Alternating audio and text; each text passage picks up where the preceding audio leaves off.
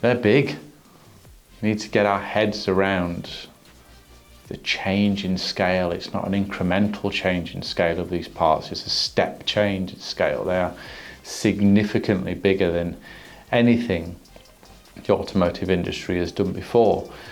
Traditionally, large castings of these scales have been reserved for industries such as oil and gas or shipbuilding or potentially some aerospace or maybe defence, but the focus for those industries has never been on lightweight. They're always attached to very large machines. They've got a lot of power and have been designed to manage that mass, whereas automotive, it's all about lightweight, because lightweight is efficiency. You know, the more weight you remove from a vehicle, the less energy it needs to power. The less energy you need to power, then the more sustainable it is, the less fuel it will use, the less energy it will consume.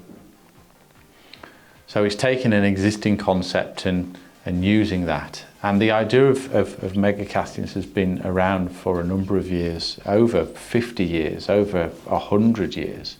Just the technology has never been developed to really harness all the benefits in a mass volume production scenario.